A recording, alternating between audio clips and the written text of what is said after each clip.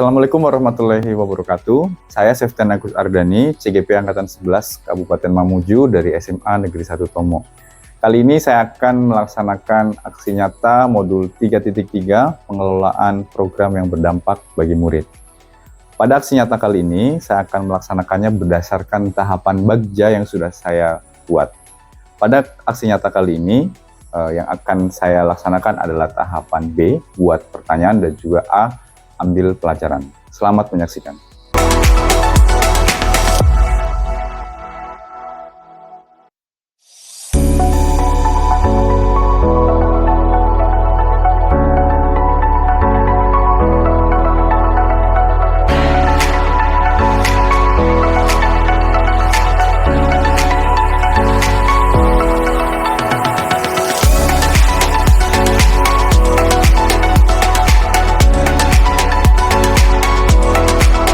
Selamat pagi Bu Lestari. Ya, selamat pagi Pak.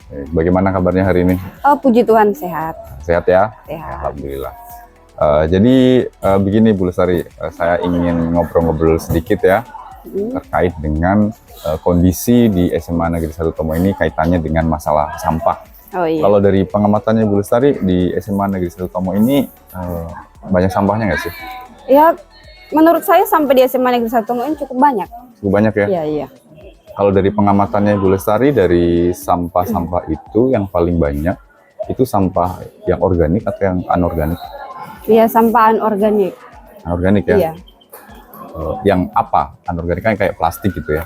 Ya, seperti plastik ya, pipet, Ya. kemudian bekas aqua gelas, Ya. kemudian botol aqua, Ya. kemudian pipet-pipet yang sering dipakai di kantin-kantin itu, ya, Itu ya? itu. Oke. Kalau dari pengamatannya Bu Lestari, masalah sampah terutama yang anorganik gitu ya, apakah sudah dalam tahap yang mengkhawatirkan? Ya, menurut saya itu cukup mengkhawatirkan karena di Kecamatan Tomo ini belum ada pembuangan sampah atau tempat pembuangan akhir.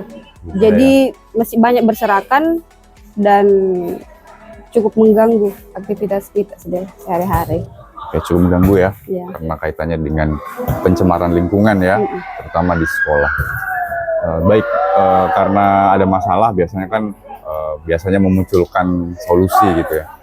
Kan Bu Lestari kan guru prakarya sekarang ya, dan tahun-tahun sebelumnya juga sempat menjadi guru prakarya.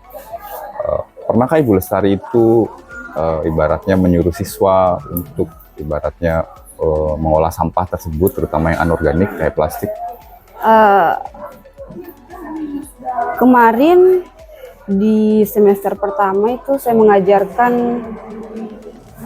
pengolahan sampah plastik di kelas 11. Kami membuat ini, apa namanya, taplak meja dari pipet. Dari pipet Iya, ya. pipet. Oke. Kemudian ada lagi Bu? Kemudian membuat bunga juga dari pipet. Oh, dari pipet ya. Oke. Kemudian untuk semester 1 sekarang ya. Ya. Kalau yang tahun-tahun sebelumnya? Tahun-tahun sebelumnya itu kami juga pernah membuat semacam bingkai. Itu dirakit juga, kemudian ya tempat sampah. Tempat sampah. Jadi itu semua dari plastik yang Ya, ada dari di plastik. sekolah ya? Iya. Oke, terima kasih.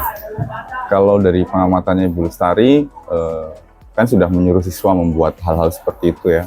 Kemudian tantangannya apa sih?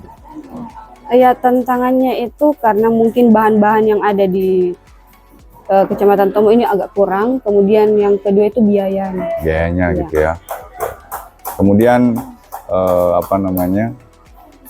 Ada perubahan nggak dari siswa setelah Ibu Lestari menyuruh siswa membuat hal-hal seperti itu? Menurut saya ya sepertinya mereka ini sudah sadar terkait dengan penggunaan sampah plastik. Jadi mereka sering mengumpulkan sampah-sampah, kemudian dia membawa ke rumah dan mengolahnya di rumah. Begitu ya? Ya, jadi ada progres yang positif ya.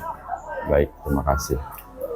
Baik Ibu Lestari, barangkali itu dulu ya pembicaraan kita terkait sampah plastik, karena saya juga berencana akan mengolah sampah plastik juga, tapi barangkali kalau tadi Ibu Lestari pipet, nanti saya akan mengolahnya menjadi hal yang lain gitu ya. Iya.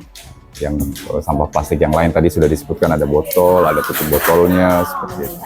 Sekali lagi terima kasih atas kasih, Pak. inspirasinya dan semoga sehat selalu. Ya, terima kasih. Baik, selamat pagi semuanya. Oke, sehat semuanya hari ini? Alhamdulillah sehat. Ya, alhamdulillah. Jadi saya ingin ngobrol gitu ya dengan kalian bertiga mengenai masalah yang ada di sekolah ini kaitannya dengan sampah. Kalau menurut kalian gimana sih masalah atau kondisi sampah di sekolah ini? Jadi menurut saya sampah yang ada di sekolah ini tuh sangat banyak, terutama sampah plastik. Karena kurangnya pemahaman siswa-siswi dalam pengolahan sampah. Jadi sangat banyak ya. Iya. Kalau menurut kalian dari sampah plastik itu tadi apa sih yang paling banyak, yang paling dominan? Menurut saya, sampah yang paling dominan di sekolah ini yaitu jenis sampah plastik. Contohnya sampah botol, kantong kresek, Ya. dan sedotan atau pipet. Sedotan atau pipet, oke.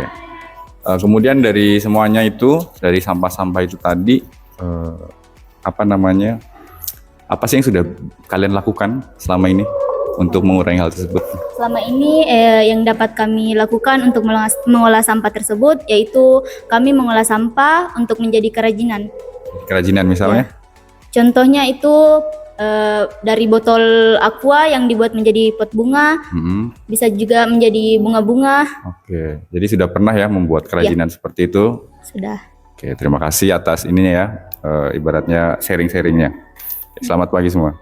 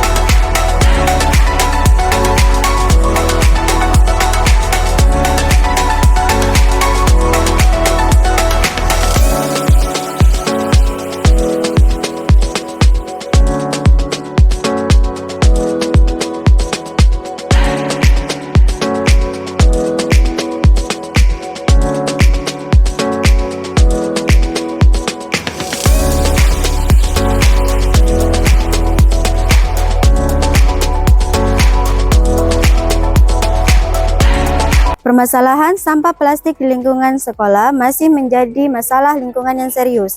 Kebiasaan siswa belanja makanan, kemasan, dan membuang sampah sembarangan menjadi penyebab terjadinya penumpukan sampah di lingkungan sekolah.